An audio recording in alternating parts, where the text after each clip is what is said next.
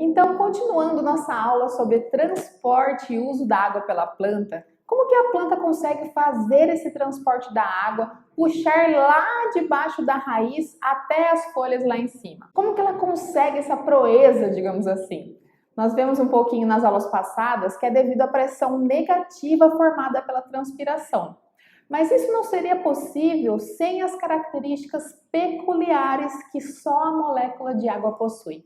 O que faz dela uma molécula realmente interessante. Por quê? Porque ela é composta de dois átomos, como a gente sabe, de hidrogênio e um de oxigênio, em um tamanho ideal, perfeito para se encaixar e formar um tetraedro. E por que esse formato é tão importante? Porque a gente sabe que no oxigênio faltam 2 elétrons na última camada para ela ser completa. E o hidrogênio, cada um tem 1 elétron sobrando na última camada. E na verdade, ele é o único elemento que tem 1 elétron só no total. E aí o oxigênio se liga nesses 2 hidrogênios de uma forma covalente, ou seja, uma ligação muito forte, que é muito difícil de ser quebrada, e ao mesmo tempo, devido a esse formato de tetraedro, eles formam um campo magnético de cargas opostas, positiva e negativa. Então, aqui perto do hidrogênio, na figura, existe essa ligação covalente com o oxigênio, mas ao mesmo tempo fica ali em volta dele a força da sua carga positiva. E pelo fato dele ser o menor átomo conhecido, ser muito pequenininho, ele consegue formar pontes entre outras moléculas de água e também entre outros elementos. Como nós vimos na aula passada, por isso também que ele faz aquela intermediação dos elementos com a parte mineral do solo, da argila. Voltando para a nossa molécula de água, também no lado do oxigênio tem 2 cargas negativas, o que também cria um campo de energia negativa. E agora você pensou naquela pessoa que também tem um campo de energia negativa, né? Fala a verdade. Mas se ela tiver um hidrogênio na vida dela, está tudo certo. Mas o fato é que esse oxigênio também atrai moléculas positivas para próximo da molécula de água. Por isso, a água é classificada como bipolar. Isso confere a ela várias outras características que só ela possui e que ajudam no seu transporte dentro da planta. E quais são essas características específicas que só existem na molécula de água? A primeira é relacionada ao calor específico. A água ela tem um calor específico alto, ou seja, para quebrar essa molécula, comparando com outros líquidos que existem no planeta, precisa de um calor muito grande. Nós sabemos que a água evapora a 100 graus, né? Isso para um líquido é uma temperatura altíssima e existem pouquíssimos líquidos que aguentam essa temperatura na Terra, né? Por exemplo, eles acabam virando gases imediatamente. O fato da água precisar de muito calor para quebrar sua molécula confere a ela uma estabilidade frente às diversas temperaturas que nós encontramos normalmente no dia a dia. E devido a essa característica, por precisar de um elevado calor para começar a evaporar, ela consegue se manter dentro das células vegetais. E nós sabemos que a planta não tem para onde fugir, né? Quando o sol está lá a pino, a temperatura é muito grande mesmo. A outra característica é em relação à tensão superficial, né? Por conta das moléculas de água serem muito ligadas umas às outras, devido a essas cargas negativas e positivas, elas formam uma rede que acabam criando aquela tensão superficial em relação ao ar. Quer dizer, é mais difícil você separar essas moléculas e, portanto, cria-se ali uma barreira em relação ao ambiente externo delas, conhecida como tensão superficial. Esse fato confere a ela outra vantagem relacionada às forças de coesão e adesão, ou seja, as moléculas de água aderem muito facilmente às superfícies físicas. Portanto, se a água sempre está coesa, se possui uma barreira feita pela tensão superficial e se tem uma adesão muito grande nas superfícies físicas, isso ajuda em qual efeito? Da capilaridade. Você já deve ter feito aquele experimento de pegar aqueles tubinhos bem fininhos de vidro, né, que você coloca num recipiente com água colorida e percebe que a água rapidamente sobe mais do que o nível original. Então, Isso acontece porque, devido a todas essas características, uma molécula que entra ali, ela vai puxando a outra, que vai puxando a outra e vai se aderindo na parede do tubo. E quanto menor o tubo, quanto mais estreito, mais ela sobe, porque a pressão ali é maior e a aderência da água na parede também é maior. E esses tubinhos fininhos que existem na planta para transporte é o que a gente conhece por xilema. Lembra, pessoal? Por isso que a molécula de água ela é única e perfeita e por isso que ela é considerada o solvente universal de todos os outros elementos. Porque ela consegue, com essas características, realmente ser muito estável e diluir muito as cargas elétricas que existem ali dos outros elementos e que estejam dentro dela, que vão naturalmente se neutralizando. E quais são os mecanismos de transporte da água dentro da planta? Existem dois tipos de mecanismos que são chamados difusão e osmose. São os dois tipos de transporte que existem, e que ajudam também no transporte de nutrientes dentro da planta, não só de água. A difusão é um tipo de transporte universal, porque ele não é só utilizado pelas plantas, como também o nosso próprio corpo se utiliza desse mecanismo. Em todos os locais da natureza onde exista um ambiente mais concentrado de elementos e um menos concentrado, a tendência vai ser sempre o equilíbrio. Sempre passar do ambiente mais concentrado para o menos concentrado.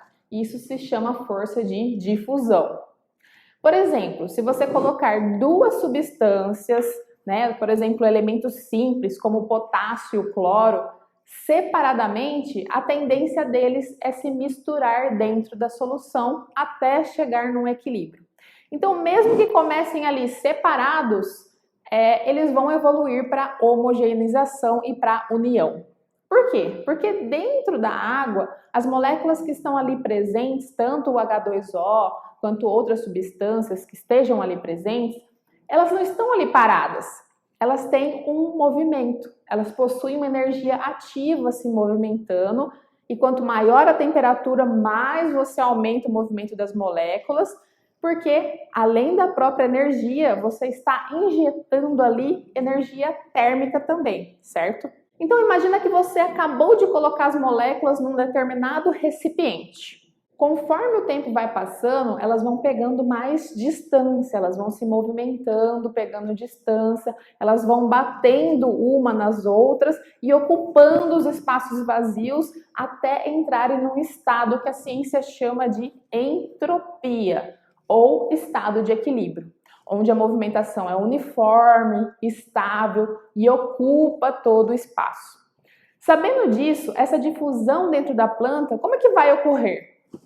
Sempre quando eu tiver uma célula com solutos concentrados ali dentro dela, com elementos concentrados, a tendência é que eles vão de encontro aos espaços vazios que existem dentro da água de forma passiva, só por conta da difusão. E a água que entra na célula, ela entra para ocupar o espaço vazio ocasionado pela troca com esses solutos. Isso tudo ajudado pela leve pressão negativa, tanto da transpiração da folha, quanto pelo efeito da capilaridade, que vai fazendo com que esses solutos vão subindo para as folhas, onde eles serão utilizados para a formação da seiva elaborada. E a segunda forma de movimento é a osmose.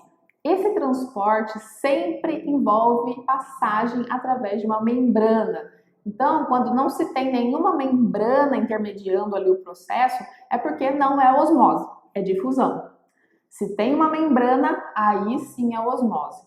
Por quê? Porque a membrana, de certa forma, ela faz um tipo de seleção, ela é seletiva. Depois também mais para frente a gente vai ver como ela faz essa seleção.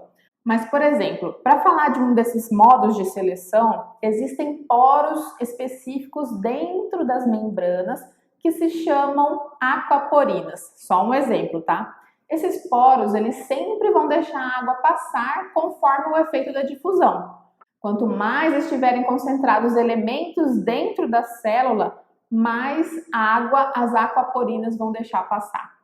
mas elas nem sempre estão abertas, né? Depende do estímulo, se existir algum sinalizador ali para aquela membrana que ela não deve deixar a água passar, para não deixar escapar algum elemento, ou se a planta estiver em uma situação que ela não está fazendo nenhum processo, não está em fotossíntese, então esses poros, essas aquaporinas, elas vão se fechar conforme a demanda da planta. Por isso que tem um efeito seletivo. Se estiver tudo ok, ela fica ali aberta, deixa a água passar conforme o movimento de difusão natural, tá? Então, resumindo, difusão é o processo de passar de um local mais concentrado ou menos concentrado, e a osmose é o processo de passar através de uma membrana, certo? Utilizando os princípios da difusão ou não. Entendeu a diferença?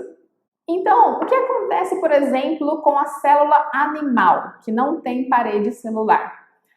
A célula animal, se ela for isolada e colocada num becker é aquele recipiente químico, né, onde a gente utiliza para colocar soluções, e ali tiver uma solução aquosa bem menos concentrada do que tem dentro da célula, a tendência é a água passar por ela até ela se tornar muito túrgida e estourar, ela arrebenta. Então a parede celular faz também essa função de não deixar a célula estourar, extravasar, mesmo com as aquaporinas abertas, deixando a água fluir. E o que comanda esse movimento dentro das plantas, então, em resumo? Em resumo, tanto a água que está na planta, nas raízes, quanto a que está no solo, depende da força somada de 3 potenciais, que é o potencial de soluto, ou seja, a própria força da difusão, somado com o potencial de pressão, ou seja, aquela pressão negativa que acontece com a evaporação da água dentro da planta, que gera uma pressão negativa que vai puxando a água lá do solo, e por último o potencial gravitacional, que é a própria força da gravidade, que empurra as moléculas para baixo e cria movimento. No solo é muito mais importante do que dentro da planta essa gravidade, né? Então o potencial hídrico, tanto na planta quanto no solo, é o resultado da soma desses 3 potenciais. Só que dentro da planta o potencial gravitacional ele é anulado, ele é bem pouquinho, então ele nem conta na equação, digamos assim. E lá no solo, como é essa dinâmica em relação ao potencial hídrico? Confira no flip chart só para não perder o assunto que estamos tratando aqui. Lá no solo a gente tem as partículas, né? Aqui as partículas dos minerais e os poros. Vamos supor que esses maiores aqui sejam os poros.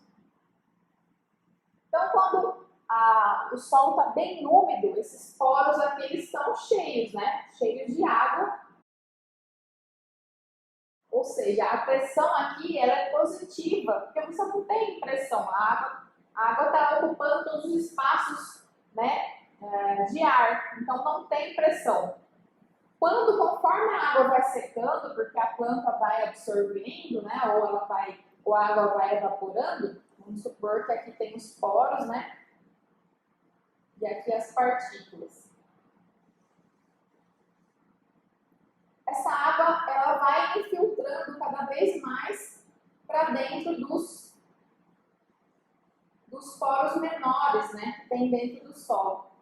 Então ela vai infiltrando, saindo dos poros maiores para os poros menores, e conforme esses poros menores vão secando, vai sobrando só uma película de água em volta dos minerais. Né? Vocês estão vendo aqui? Então vai secando essa água até ela ficar só em volta ali, né, das partículas menorzinhas de argila. Os macroporos já estão vazios, já estão preenchidos de ar, e a água está em volta das partículas menores de argila, certo? E aí, nessa situação, onde a água está passando do poro maior para os poros menores, e depois entrando cada vez mais, ficando só uma película em volta dos minerais de argila, isso é porque está criando uma pressão negativa dentro do solo. Então, quanto mais negativa a pressão dentro do solo, mais aderida a água vai estar dessas partículas menores, certo? Até aí tudo bem? Quem olhar esse desenho aqui, ó, e não acompanhar a explicação, vai achar que é o quê? Um desenho de criança de 2 anos, né? Mas você acompanhou, você entendeu o que eu expliquei aqui. E agora que a gente viu sobre a difusão e sobre o potencial hídrico da água na planta e no solo, vamos ver um pouco mais sobre quais são os transportes através das membranas pela ação da osmose no próximo vídeo.